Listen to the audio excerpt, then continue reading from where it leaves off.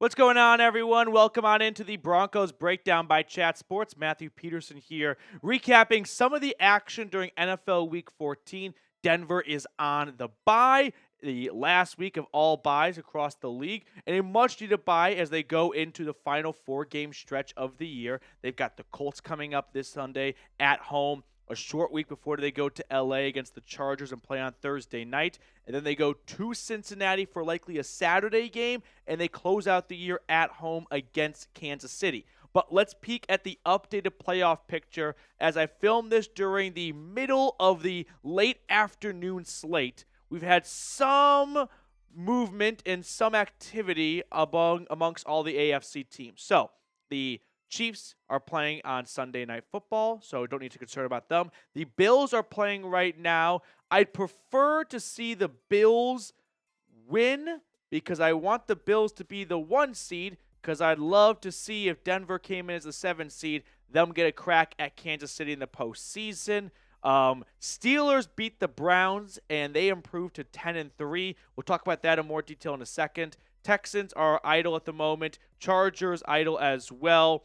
They've got the Chiefs on Sunday Night Football. Ravens are on a bye, and the Dolphins, they beat the Jets, so they improved to 6-7. So they stay in somewhat striking distance of Denver for that final playoff spot, along with, I guess, all 3 wild card teams, given they all have 8 wins at the moment. And the Bengals are, I think they're not mathematically out of it, but they will be soon. So let's talk about what we saw today. And one game that really jumped out was the Browns-Steelers game. Because if Denver is able to climb up a spot in the wild card race and go from 7 to 6, that's going to put them on a collision course with whoever wins the AFC North. Because to me, it's becoming more and more clear the Chiefs and the Bills are duking it out, as always, for the 1 and the 2 seed, and the loser will be the 2nd seed. The winner of the AFC North won't be able to catch up to Kansas City or Buffalo, so they'll be the 3 seed because they'll still be ahead of the Texans, who are frauds, and they will be the 4 seed. So with that being said and that in mind, the question becomes, if you are Denver and you are able to ascend to the 6th seed in the wild card race, who would you want to face in the AFC North? Personally, I would rather go and play in Pittsburgh than go play in Baltimore. Broncos played both those teams this year. One in Denver, one on the road. So that's going to be factored in, but they were much more competitive against the Steelers with Russell Wilson not starting, Justin Fields under center so far early in the season, but Bo Nix was very early in his NFL career, so both teams have changed dramatically since then. But still, we all saw what happened when Denver went to Baltimore. I'd rather not repeat that. I'd much rather go test my luck in Pittsburgh. Given the choice, I'd rather play the Steelers on the road than the Ravens on the road. So, at this point, if we're getting deep into the, nuts and bolts of what to root for, I would suggest root for the Steelers so that the Broncos, if they climb up to the 6th seed, can play Pittsburgh in the first round rather than play Baltimore in the first round. That would just be my preference. But again, step 1 is you got to go from the 7th seed, which Denver is currently tied with the Ravens for the 6th seed. However, the Baltimore Ravens have the tiebreaker. So step 1 is knock off the Ravens and or the Chargers and climb up a spot or 2. Ideally, of course, you want to be the 5 seed because there is a huge gap between being the 6th seed and playing either Pittsburgh or Baltimore, and then being the 5 seed and playing the Texans because the Texans are frauds. They are not a very good football team, in my opinion. C.J. Stroud is having a major regression type season. I feel like they are a very beatable team on the road. That's obviously the most ideal team to play given their seeding, and it reflects that right now. So a couple of games to keep an eye on. It'd be nice to see the Steelers, if you're a Broncos fan, start to pull away in the AFC North because I'd much rather play them than play the Ravens. But step 1 is take care of your own business, right? And that means climbing up in the wild card race. And they've got 4 games coming up.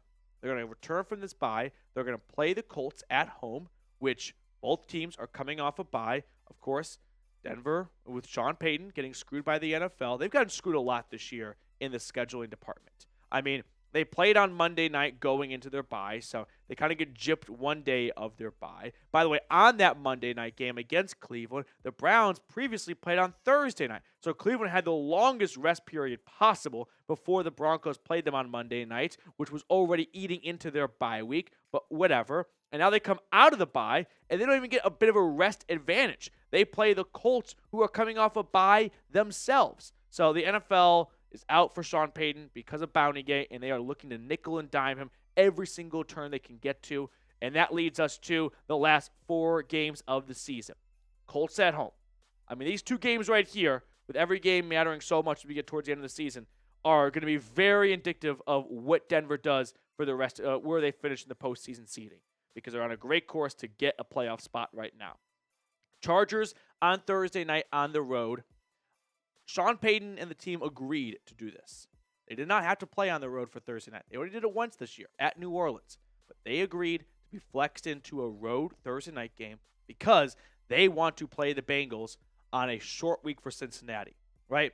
The Bengals will have played the Browns in Week 16 at home on Sunday. So they get 6 days before they face Denver. Denver, meanwhile, will have a Thursday game on Week 16, so they'll have a little bit more rest, 3 days to be exact. So maybe the Broncos went, hey, it doesn't really matter when it comes to playing the Chargers on Thursday or Sunday. There's just no rest advantage or disadvantage. But we can gain an advantage over the Bengals by 3 days if we play on Thursday of Week 16. So a little bit of a chestnut checkers move made by Sean Payton and his crew for a Week 16 flex into Thursday night. But it all comes back to probably the Colts game, right? You beat the Colts, you improve to 9 wins, and at that point, even if the bottom were to fall out at 9-8, you're in a really good spot to make the playoffs. But man, you win these 2 games right here, and you nix the tiebreaker with the Chargers, who currently have it at the moment. But if you split the season series, then all of a sudden it goes down to AFC West record, common opponents, AFC record, and that gets a little bit more dicey or a little bit more complex.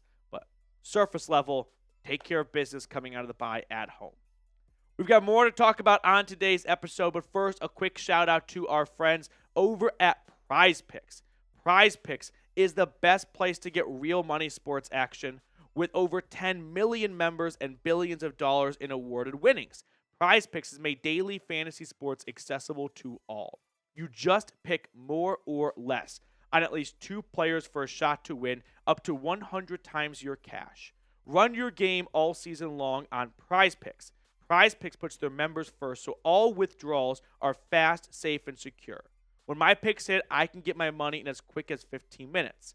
Download the app today and use code CLNS to get $50 instantly after you play your first $5 lineup. All of that information is in the comments and description of today's video. Download the app today and use code CLNS to get $50 instantly after you play your first $5 lineup. Prize Picks, run your game. So let's talk a little bit more about the Broncos bye week here and some of the changes I'd like to see Denver make coming out of the bye, because we highlighted this on our previous video. But the first change I'd see Denver make is finding a way to put my knee in Riley Moss's knee, because they really need Riley Moss back. And I don't think anyone would notice. It's one white knee to another white knee, so it fit in perfectly. But they desperately need to get Riley Moss back healthy, because Levi Wallace was a train wreck filling in for him the last game against the Browns, who Jerry Jeudy got his revenge against with a stellar performance, but ultimately Denver gets the last laugh with the scoreboard. But yeah, some bye week changes if you missed it on our previous video to catch you up, donating my knee to Riley Moss, because Broncos really need him back. They cannot trust Levi Wallace over the middle of the field. Maybe they go with Chris Abrams-Drain in between the 20s, and when they get towards the red zone and there's that added defender at the back of the end zone so no one can run past Levi Wallace too much, you can go back to him. But for now, finding a way to get Riley Moss back on the field is paramount. Next bye week change. We need more of Jaleel McLaughlin, more of Audric Estime, and less of Javonte Williams. That's the cold hard truth right there, and it's something we've known pretty much all year long, but The issue is no running back wants to stay consistent at the top, right? We get a great game from Tyler Bidet against the Buccaneers, and then the very next week against the Jets, he gets injured. Haven't seen him since. We get a flash from Javonte Williams against the Saints. Downhill since then.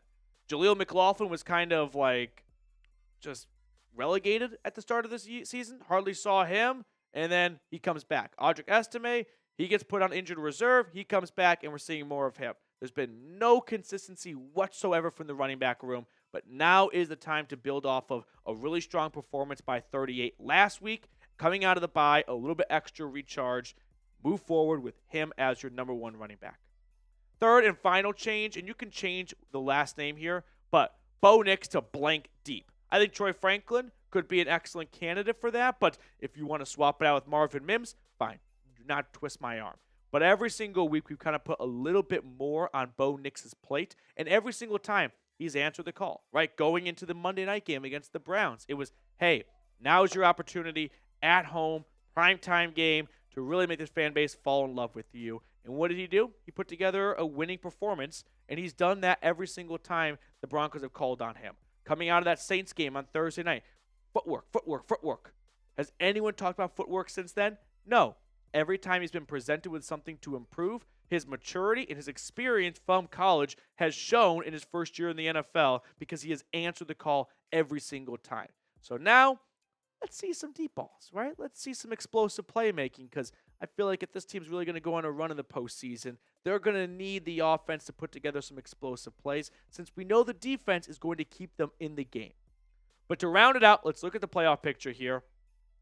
Bills are currently trailing the Rams at the moment, and if they were to lose, they would go to 10-3. They'd have the tiebreaker over Kansas City, but they would be big Chargers fans. Meanwhile, the Steelers, I think, is the team that Denver would want to face if they were to ascend to the 6th seed and play the AFC North champ. So that's probably in Denver's best interest to see the Steelers continue to win. The Texans are frauds, so the goal is to be the 5 seed because you get to play a fraud team. But right now, the Broncos sitting at the 7th seed, 8-5. They've got a comfortable-ish lead over the Colts and Dolphins. They're up 2 games with 2 games to go, and they have the opportunity to really kind of put Indy away with a win in Week 16 or Week 15 because it'd be a 2-for-1, right? Not only are the Broncos winning, but the Colts are losing, and you're getting the tiebreaker just in case things were to go south after that.